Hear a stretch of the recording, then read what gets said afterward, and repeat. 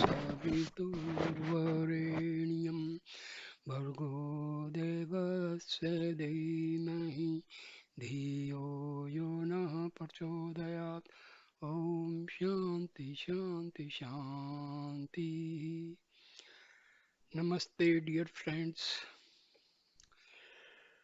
Now I am starting a very important video on the basis of Swami Annamalai's book, Final Talks. Annamalai Swami was direct disciple of Maharishi Ramana. So Annamalai Swami came to Bhagwan in 1928 and spent nearly all of the following 10 years serving him, initially as his attendant and subsequently as the supervisor of all the building projects that Sri Ramanasramam undertook during his period. The full story of Annamalai Swami association with Bhagwan has already been told in his autobiography, Living by the Words of Bhagwan. Many of the stories that Annamalai Swami alludes to in this book are told fully in their proper context in this earlier work. In 1938, Bhagwan instructed Annamalai Swami to stop working in Sri Ramanasramam, saying that in future he should devote himself to solitary meditation in Palakotu, the community of sadhus that grew up on the western border of Sri Ramanasramam. Bhagwan even went so far as to say that Annamalai Swami should not visit him in the ashram anymore. However, the harshness of this edict was considerably softened by the fact that Bhagwan came to Palakotu every day and often visited Annamalai Swami in his home, a small house that Bhagwan himself had helped to design. See, these sages, they have their own way of doing something good to a particular person. So, just directly it may seem that Maharishi is angry, but in a very, very subtle way, it was, this instruction was actually to help Annamalai Swami. So we cannot understand their, you know, it's very difficult to understand their what they want in a particular activity. So after Bhagwan passed away in 1950, Annamalai Swami lived and did sadhana in this house for many years, devoting all his energies to carry out the spiritual teachings that Bhagwan had imparted to him. Annamalai Swami has said that his years of constant meditation in the 1950s and 60s finally brought him to a continuous awareness of the self. In the 1980s, devotees, many of them foreigners, began to visit Annamalai Swami in order to get instructions on Bhagwan's teachings. Some of the dialogues from this period appears as the final portion of Living by the Words of Bhagwan. The visitors to his ashram and the readers who subsequently encountered these teachings in book were often surprised by the elegant and transient way in which Annamalai Swami passed on the teaching that had been given to him by his master. Though he had had virtually no formal education, his deep experience of the subject matter enabled him to communicate it with rare authority. Unfortunately, very few of these sessions were recorded, so there is little record of these teaching sessions that took place in the 1980s and 90s. However, in 1995, the year that Annamalai Swami finally passed away at the age of 89, Audio recordings were made of the sessions that took place between March and October. This small book is an edited record of what turned out to be the last 6 months of Annamalai Swami's teaching career. Annamalai Swami's teachings were uncompromising, straightforward, and rarely deviated from a solid core of advice that he himself had been given by his own guru. However, they were delivered with a force and a gentle humor that was irresistibly attractive. In the last few years of his life, his small room was invariably packed on the afternoons that he dispensed his wisdom. In offering this book to the general public, it is my hope that it will be found to be as useful and stimulating as the earlier collection of teaching. May the blessings of Bhagwan be on this small but valuable teaching record. So this book was actually edited by David Godman in October 1999 at Tirumanalai. Tirumannamalai. Annamalai Swami. Now his instructions start from here onward. Annamalai Swami says, mind is just a shadow. Attempts to catch it and control it are futile. They are just shadows chasing shadows. You cannot control or eliminate a shadow by chasing it or by putting a shadow hand on it. These are just children's games. See, we cannot control mind because mind is nothing but the chain of thoughts originating from the soul. Soul is infinite, so anything coming from infinity cannot be controlled. So, as we cannot chase our shadow, can we chase our shadow? No. So, same way, mind cannot be controlled. Swami Ramtirtha once told a story about a small boy who ran down the street trying to catch up with the head of his shadow. He never managed because no matter how fast he ran, the shadow of his head was always few feet ahead of him. His mother, who was watching him and laughing, called out, "Put your hand on your head." When the boy followed this instruction, the shadow hand caught up with the shadow head. This was enough to satisfy the boy.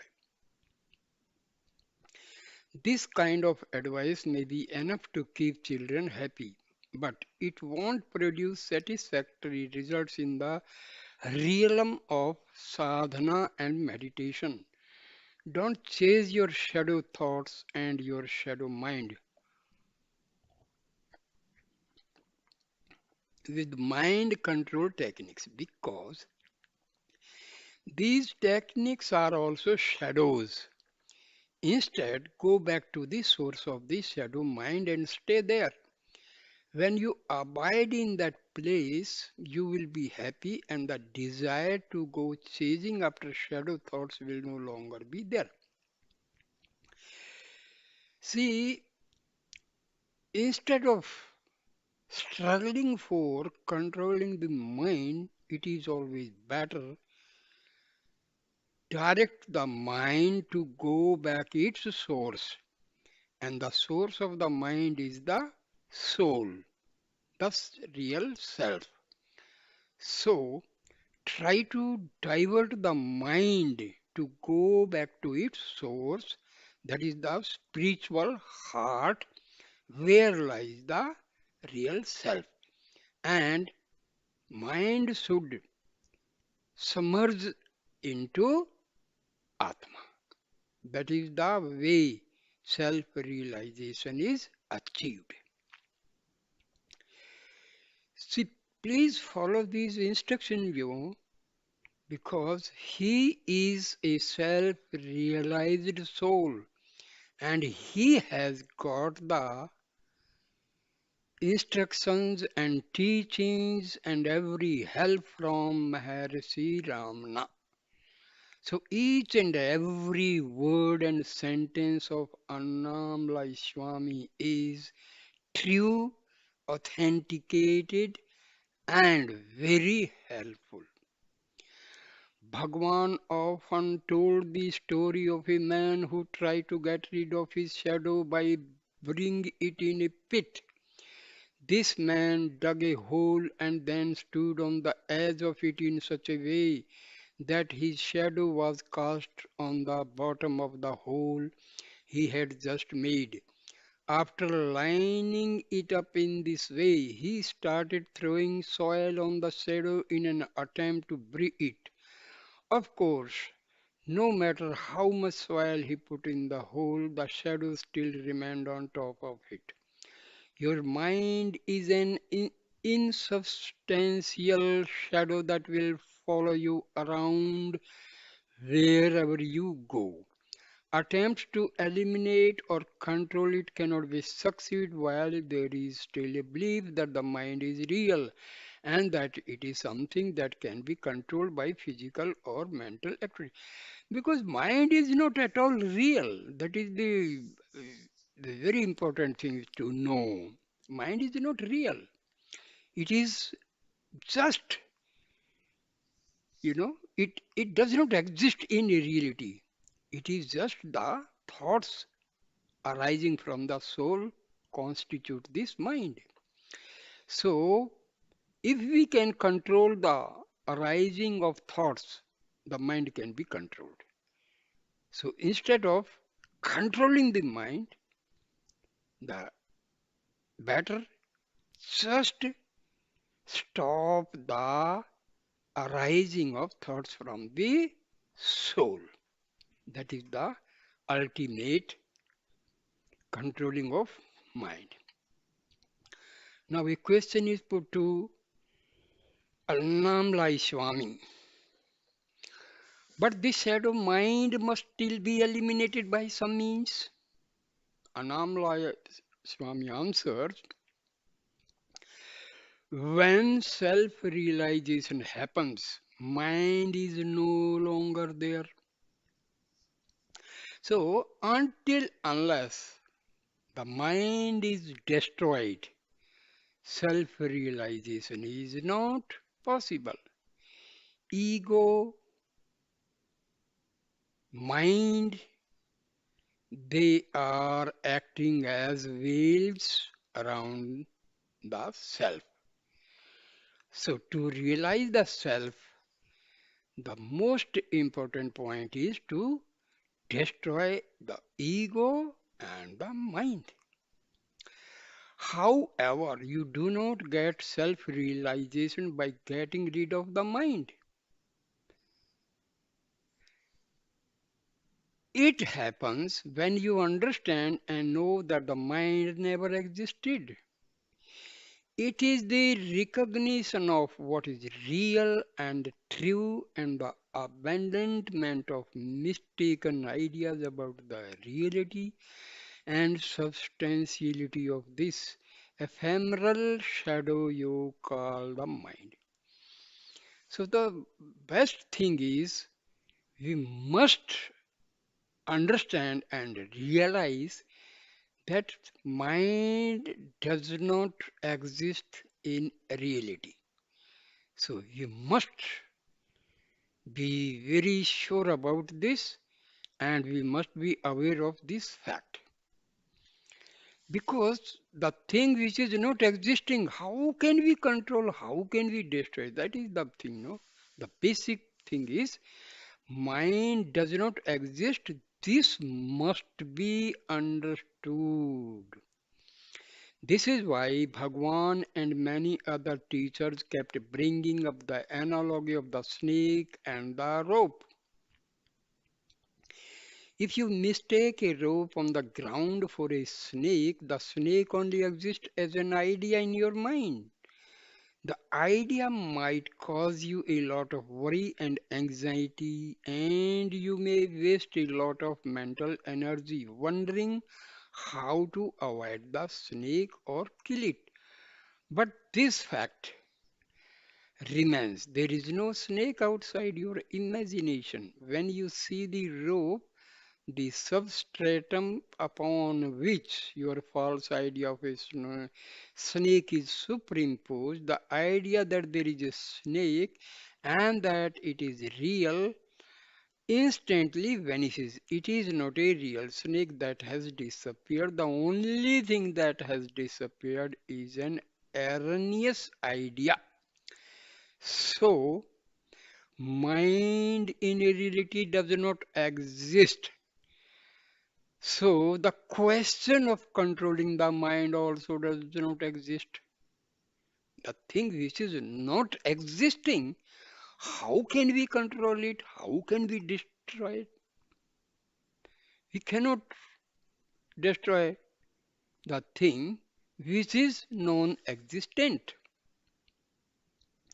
The substratum upon which the false idea of the mind has been superimposed is the self. When you see the mind, the self, the underlying substratum is not seen. It is hidden by a false but persistent idea. And conversely, when the self is seen, there is no mind. So, to realize the soul, mind is to be destroyed. And when the mind is destroyed, you can see the soul. Now, question put to Annamalai Swami.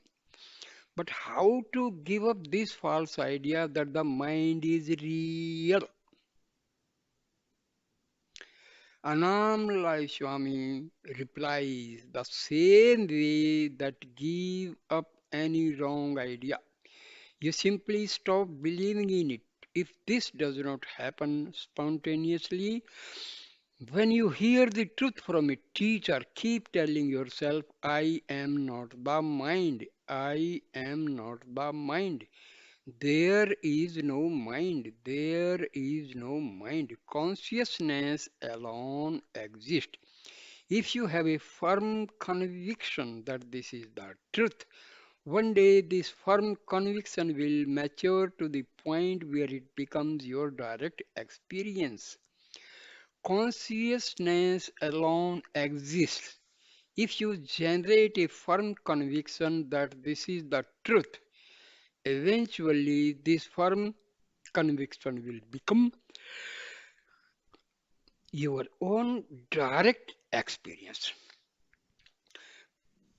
Consciousness alone exists. That is to say, whatever exists is consciousness alone. Keep this in mind and don't allow yourself to regard anything else as being real. If you fail and give even a little reality to the mind, it will become your own false reality. Once this initial wrong identification, I am the mind is real, has happened, problems and suffering will follow.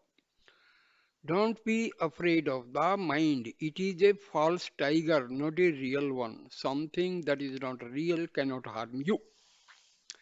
Fear and anxiety may come to you if you believe that there is a real tiger in your vicinity. Someone may be making tiger noises as a joke to make you afraid, but when he reveals himself, all your fears go because you suddenly understand that there never was a tiger outside your imagination. So same way we should not worry about the mind because mind does not exist. So the thing which is not existing, why should we afraid of that? So this is the basic question and basic understanding. Now a question is put to Swami Annamalai. Question. One can have a temporary experience of the self, the underlying reality, but then it goes away. Can you offer any guidance on how to stabilize in that state? Annamalai Swami replies, a lamp that is lit may blow out if the wind is strong. If you want to see it again, you have to relight it. But self is not like this. It is not a flame that can be blown out by the passing winds of thoughts and desires. It is always bright, always shining, always there. If you are not aware of it, it means that you have put a curtain or a veil in front of it that blocks your view. Self does not hide itself behind a curtain. You are the one who puts the curtain there by believing in the idea that are not true. If the curtain parts and then closes again, it means that you are still believing in wrong ideas. If you have eradicated them completely, they will not reappear. While these ideas are covering up the self, you still need to do constant sadhana.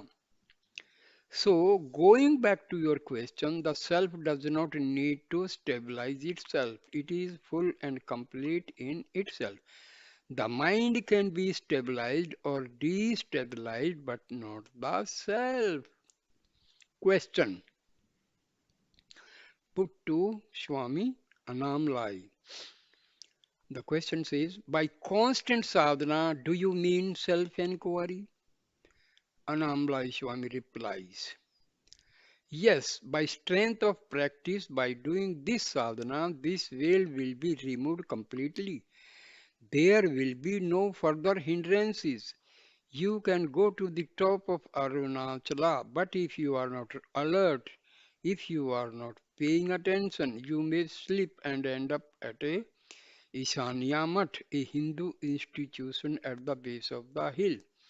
You have to make an enormous effort to realize the self.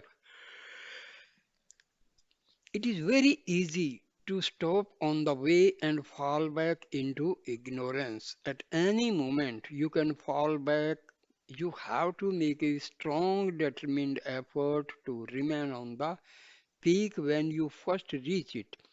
But eventually, a time will come when you are fully established in the self. When that happens, you cannot fall. You have reached your destination and no further efforts are required. Until that moment comes, constant sadhana is required. Question to Annamalai Swami. Question. Is it important to have a guru at this stage, this period when constant effort is required? Annamalai Swami replies.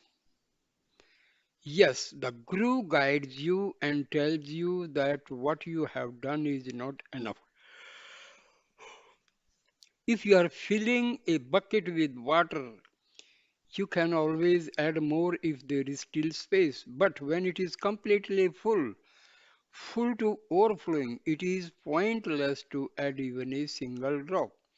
You may think that you have done enough and you may believe that your bucket is full, but the guru is in a better position to see that there is still a space and that more water needs to be added. Don't rely on your own judgment in this manner.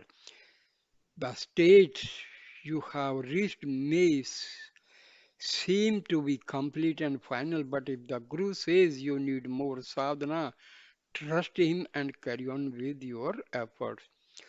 Bhagwan often used to say, the physical Guru is outside, telling you what to do and pushing you into the self. The inner Guru, the self within, simultaneously pulls you towards itself. Once you have become established in the inner Guru, the self, the distinction between Guru and disciple disappears. In that state, you no longer need the help of any Guru. You are that the self.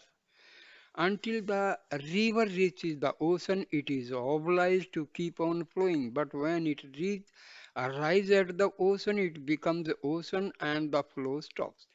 The water of the river originally came from the ocean. As it flows, it is merely making its way back to its source. When you meditate or do sadhana, you are flowing back to the source from which you came. After you have reached that source, you discover that everything that exists, world, grew, mind is one. No differences or distinctions arise there. Non-duality is jnana. Duality is samsara. If you can give up duality, Brahman alone remains and you know yourself to be that Brahma. But to make this discovery, continuous meditation is required. Don't allocate periods of time for this. Don't regard it as something that you do when you sit with your eyes closed. This meditation has to be continuous. Do it while you are eating, walking, and even talking. It has to be continued all the time. Okay. Question to Annamalai Swami. How does the jnani relate to his body? How does it feel to him? Annamalai Swami replies, the jnani is not really aware of the body, or if he is, he feels it like akasha, space itself. After one of the operations to remove the tumor on Bhagwan's arm had been completed, I was worried enough to send a girl who worked for me to the ashram to ask how Bhagwan was. I could not go myself because Bhagwan has asked me not to visit him. When this girl told Bhagwan why she had come, he started laughing very loudly. I interpreted this to mean that nothing had really happened. His laughter was a message to me that Bhagwan was not his body and that I should therefore not be upset or worried by anything that happened to it. Years before I was walking on the hill with Bhagwan when he remarked, I don't feel the weight of the body at all. I feel as if I am walking weightlessly through the sky. I sometimes have the same feeling when I am walking around. Question to Annamalai Swami. I was not here yesterday, but it seemed that someone asked a question about the vibration that comes of a jnani. You also apparently talked about the vibrations that ordinary people and bad people give off. Can you repeat what you said? Annamalai Swami replies, a jnani's vibrations stay even after he leaves the body.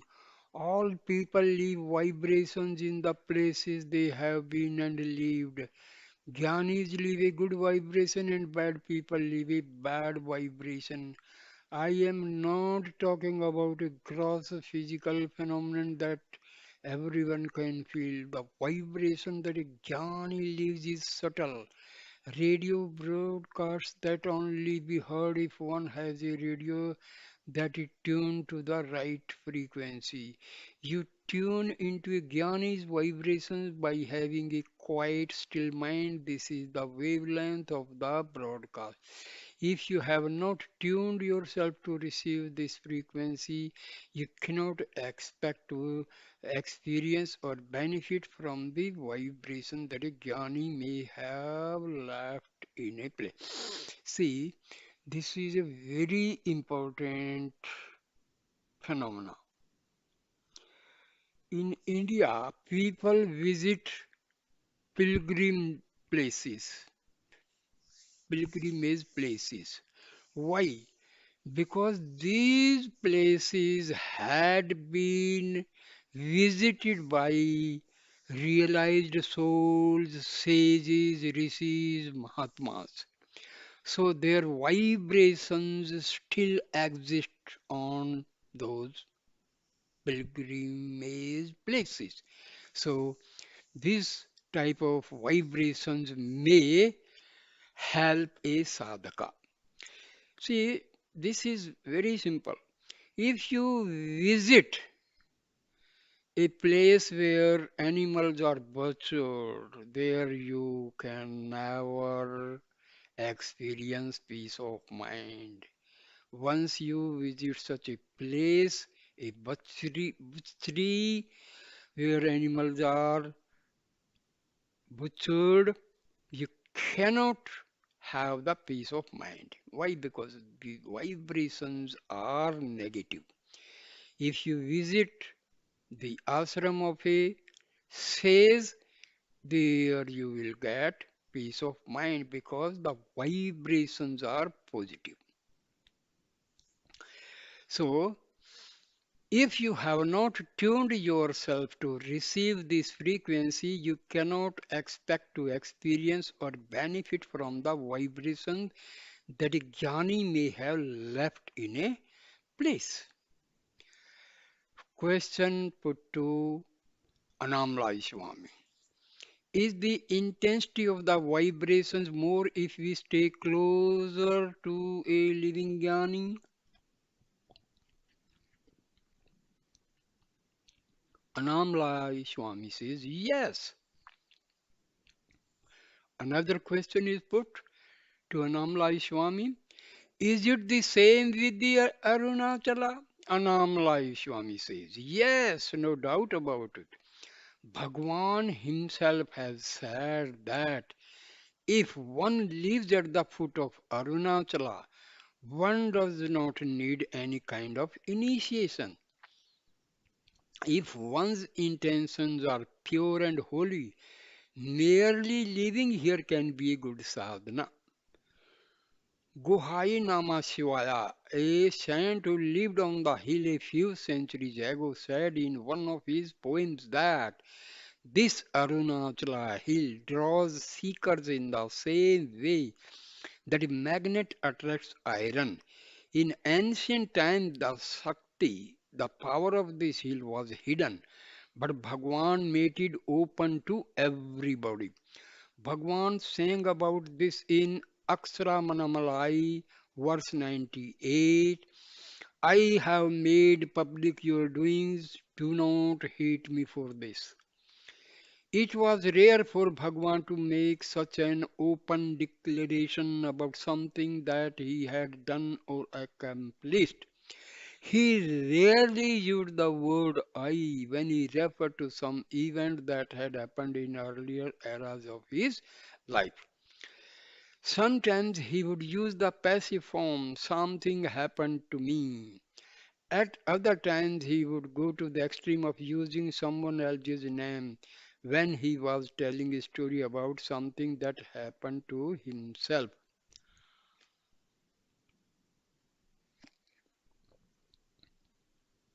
A question is put by a devotee. The question says, I am going back to Europe for 2 months. It may be longer because there is a possibility that I may have to prolong the trip. Annamalai Swami replies, even if you prolong your trip, Arunachala will pull you back. Pulling back is its nature in the same way that a magnet's nature attracts iron. Once you establish a connection with Arunachala, it will keep on pulling you towards it. You cannot resist. Question. So, is it dangerous for us to come and visit this place? Annamalai Swami replies, it is only dangerous for the ego until we become one with Arunachala. It will pull us to kill our ego. The water in a river cannot rest where it is. The force of gravity compels the water to flow downward back to its original source. What is the original source? Ocean. Question. You said that merely living near Arunachala could be good sadhana. The same thing must be true of living near a jnani. You have told many stories about how living with Bhagwan transformed people even those who were not making much effort to meditate or do any other formal sadhana.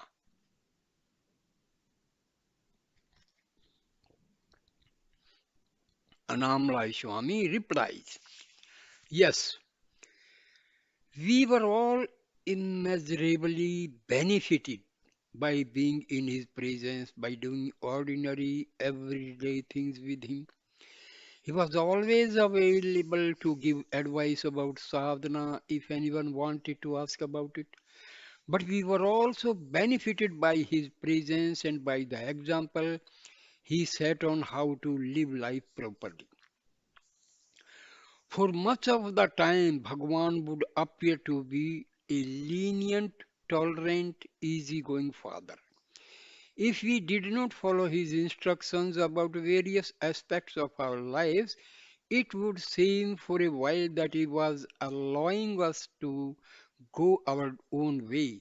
Sometimes it even seemed as if he was approving some of the wrong things that we were doing, but slowly, when the time was right, he would lead us back to his own way. Question. So when people did things that were really bad, he did not complain or interfere? Annamalai Swami replies, when Bhagwan lived in a mango tree cave, a man called Jada Swami gave him a lot of trouble. At the beginning of their relationship, whenever Jada Swami conducted a puja, he would invite Bhagwan along and then ask him to bang the drum at the culmination of the ceremony. This effectively relegated Bhagwan to being a minor functionary in Jada Swami's puja. Jada Swami would put on quite a good show, so much so that many passing pilgrims or members of the public would be attracted to these ceremonies. It helped, of course, that Jada Swami got a very imposing figure. With his long matted hair and fierce look, he looked like an archetypical ascetic sadhu. However, many people attending the pujas noticed the radiant expression on the face of the young boy who was banging the drum, and some of them began to prostrate to him because they could detect something of his radiant holiness. Jada Swami got very jealous when he saw this happening. But he tried to recoup some of his self-esteem by telling this visitor, he is my disciple, so you can do namaskar to him as well. Bhagwan never objected when Jada Swami behaved like this or made untrue claims about him being a disciple. When it became clear that Bhagwan was going to attract a big following of his own, Jada Swami got jealous and tried to drive him off the hill. On one occasion, when Bhagwan was sitting outside Virupaksa cave, Jada Swami even tried to kill him by rolling a big boulder onto him. Bhagwan, who was sitting with his back to Jada Swami, got an early warning of the attack when he heard some little pebbles cascading down the rock behind him. Bhagwan jumped up and caught Jadaswami red-handed. When he confronted him and asked him what he was doing, Jadaswami tried to bluff his way out of it by saying that he was just playing a practical joke. I was just doing it to see if you would get afraid, he said. Bhagwan never criticized him even after this incident, and the two of them continued to live side by side on the hill for several years afterward. Question. This behavior, these things that Jada Swami did, they are not the sort of thing that one would expect from a sadhu living on Arunachala. Annamalai Swami replies, Guhaishnama who lived on the hill several centuries ago, was also famous for his bad temper. In one famous incident, he cursed a group of weavers who had been causing him trouble. Within a short time, all their businesses failed. The curse was apparently a long lasting one, for in the years that followed, all attempts to start weaving business in Tiruvannamalai failed.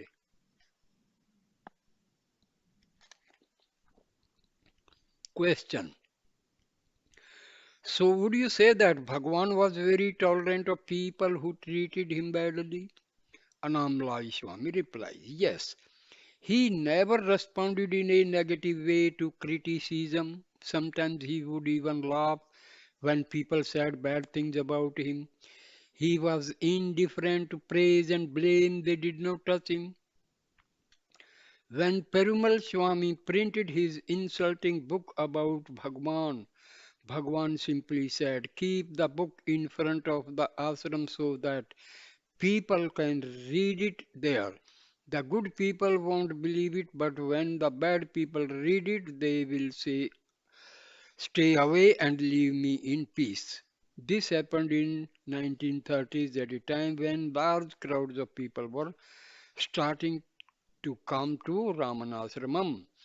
Perumal Swami did a good job of distributing the book himself, for many of the casual visitors from town stopped coming. It was a bit of a break for us because many people would just come at mealtime hoping to get a free meal. These freeloaders were disturbance for all of us. Sundaram, Annamalai Swami's translator. The same thing is happening here. We cooked, Sundaram is further to this answer. We cooked a special meal for Punarvasu and invited some devotees to eat. Without telling Swami, one man brought 17 extra people, none of whom were devotees. We had never seen any of them before. We had only cooked food for 15 people. If one or two extra people had come, we could have managed, but we could not give a meal to all these extra people. We divided the food up to into very small quantities and fed all these unknown people who had just shown up to eat. When the meal was over, they started wandering around, making a nuisance of themselves. They disturbed the people who were still cooking in the kitchen and they stole the sandals of one of our devotees. Swami does not mind meeting with sadhaks who want to discuss important spiritual matters, but he does not like these functions where lots of people come. He is very weak most of the time and he wants to save his energy for important matters. Annamalai Swami laughing. I just give vibhuti to most of the people who come. But no matter how much I discourage visitors, they still come often for no good reason at all. I am physically weak, so I can only deal with people for short periods nowadays. I am a bit like a well that is fed by a small spring. A few people taking buckets of water out at the same time will empty the well. Then they will have to wait some time for the water to flow in again before they can take more water. A devotee who came to Annamalai Swami had so much pain in one of his legs. He found it very difficult to sit comfortably on the floor. After Annamalai Swami had observed the difficulties the man was having, he made the following remarks.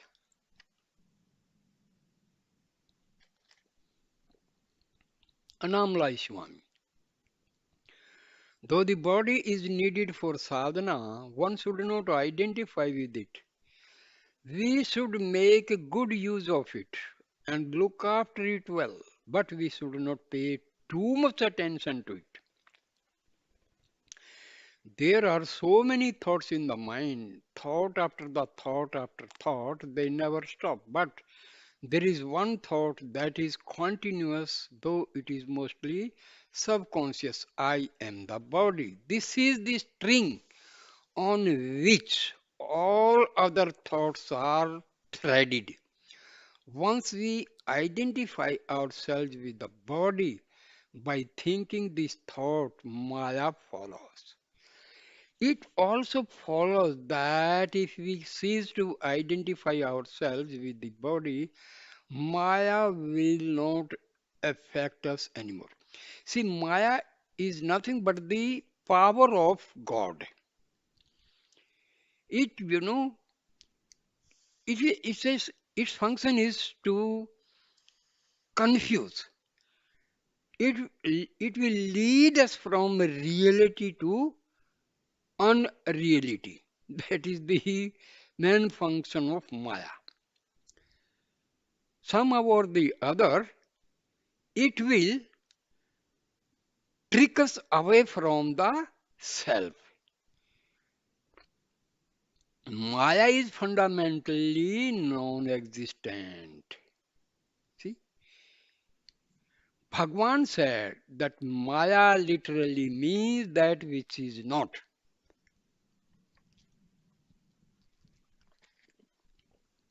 So Maya is non-existence. It is unreal because everything that Maya produces is an outgrowth of a wrong idea. It is a consequence of taking something to be true that is not really true. How can something that is not real produce something that is real?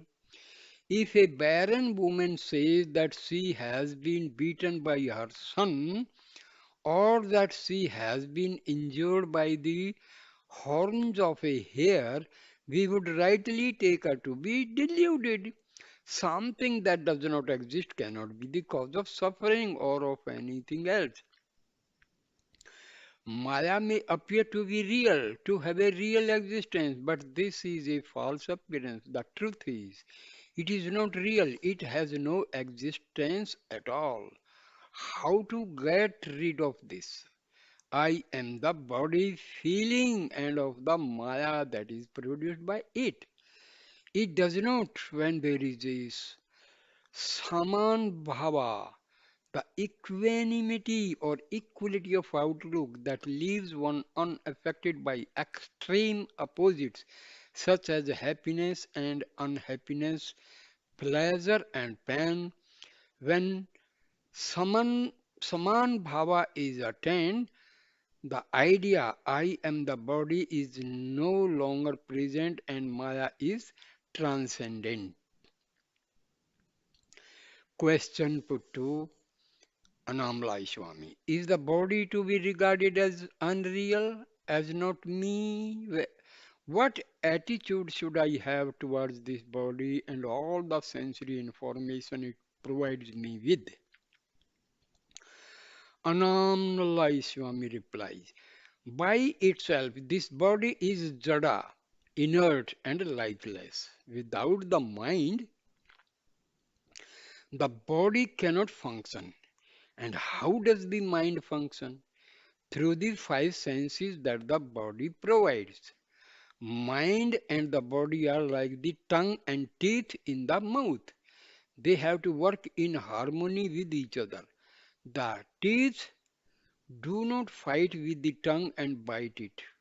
Mind and body should combine in the same harmonious way. However, if we want to go beyond the body, beyond the mind, we have to understand and fully accept that all the information the senses provide is not real. Like the mirage that produces an illusory oasis in the desert, the senses create the impression that there is a real world in front of us that is being perceived by the mind. The apparent reality of the world is an illusion. It is merely a misperception. When the mind perceives a snake where in reality there is only a rope, this is clearly a case of the senses projecting an imaginary image onto a real substratum. This, on a large scale, is how the unreal appearance of the world is projected by the mind and the senses onto the understanding reality of the self. Once this happens, we see the superimposition, the unreal names and forms we have created, and we forget about the substratum, the reality that underlies them. Many examples are given by our teachers and by our spiritual books. If you see a carved wooden elephant, for example, at some point you forget that it is only wood. You see the form of the carving and your mind gives that form the name elephant. While your mind is registering this name and this form, you are no longer registering the object as a block of wood. It is the same when you see jewelry made out of gold. You see a shape, call it a ring or a necklace, and while you are studying the form, you temporarily forget the substance it is made of. Self inquiry is the process by which attention is put on the substratum instead of on the names and forms that are habitually imposed on it. Self is the substratum out of which all things appear to manifest, and the jnani is one who is continually aware of the real substratum. He is never deluded into believing that the names and forms are perceived by the senses have any real existence. Whatever we see in this room, for example, that picture of Bhagwan over there is unreal. It has no more reality than the objects we perceive in our dreams. We think we live in a real, materially substantial world and that our minds and bodies are real entities that move around it. When the self is seen and known, all these ideas fade away and one is left with the knowledge self alone exists. Question. If I regard all the people that I see and meet as unreal projections, what do I base my moral sense on? I can go around killing them or robbing them without feeling guilty because I would know that they are just characters in my dream. Annamalai Swami. Everything that we perceive is Maya, an unreal dream, but one should not then think. Since everything is unreal, I can do what I like. There are dream consequences for the bad acts committed in the dream, and while you still take the dream to be the reality, you will suffer the consequences of your bad behavior. Do no evil and have no hate, have equanimity towards everything. Annamalai Swami then turned to a devotee who had been sitting motionless with his eyes closed in front of him. If you sit in a meditation for a long time without moving the body, the mind gets dull and tamasic. Even moving the toes while you sitting in a good way of getting rid of the tamas. Mirabai used to dance and sing. That is a good way to meditate. Gripadrikshana, walking around Arunachala is also good. It is walking meditation. Annamalai Swami. Today I am going to tell you a story I once heard. A rich man lived in a village from his youth till his old age. He had spent all his time accumulating wealth. He owned many houses and vast tracts of land. As his material wealth increased, his ego expanded with it. He enjoyed boasting about his wealth. One day, as he was sitting in front of his house with a stick in his hand, a poor man who was known to be little stupid passed by. Why are you holding the stick in your hand? He asked. The rich man decided to have some fun with him. It is a special stick, he replied. It has to be given to an idiot. This stick is passed from one person to person, and each person who receives it must pass it on to someone who is more stupid than he is. Giving him the stick, he continued, now it is your turn to own it. You must keep it with you until you find someone who is an even bigger idiot than you. The poor man humbly accepted the stick and began his quest to find someone whom he felt had even less intelligence than he did. Since he was by a long way the least intelligent person in the village, he could not find anyone to give the stick to. A few weeks later, he heard that the rich man was sick and dying. He went to visit him, partly to pay his last respects and partly to tell him that he had not managed to find anyone to give the stick to. He took his custody of the stick very seriously and he wanted advice from the rich man who owned what he should do with it. After some preliminary conversation about the rich man's health and the fate of the stick, the poor man asked the rich man what was going to happen to all his money when he died. I have to leave all my money here, answered the rich man. I do not know where and when I shall be reborn, but I do not know that I cannot take any of my money with me.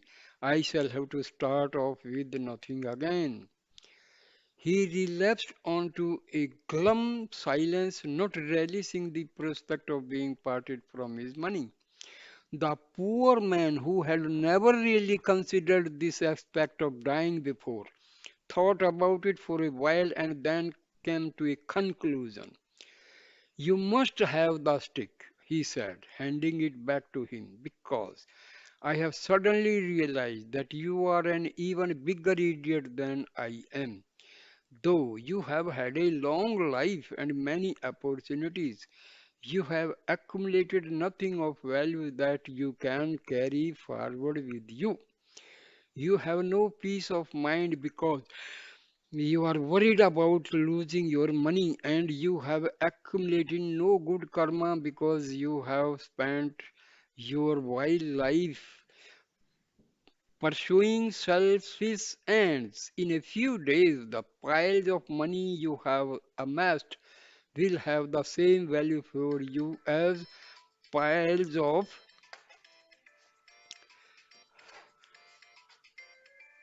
ama- have the same value as piles of garbage. This money will have no value.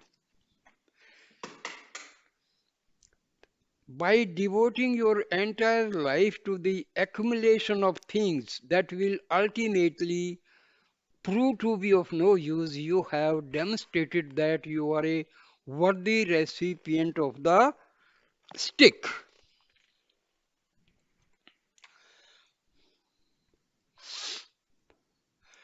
He placed the stick on the rich man's bed and left. That reminds me of a strange comment a disciple once made about his guru. He called his guru a heap of garbage and referred to himself as a hen.